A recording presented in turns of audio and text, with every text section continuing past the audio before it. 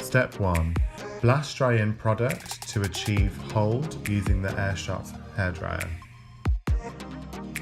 Step 2.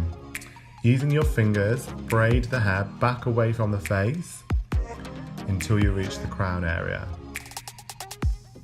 Using product on your hands will help secure the braid and keep it tighter. Step 3.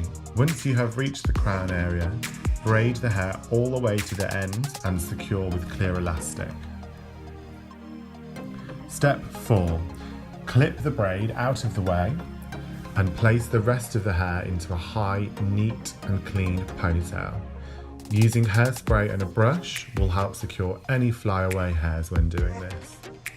Step 5. Secure with elastic, keeping the head in the upright position to maintain tension. Step 6. Using the braid from earlier, wrap that braid around the elastic and secure with pins.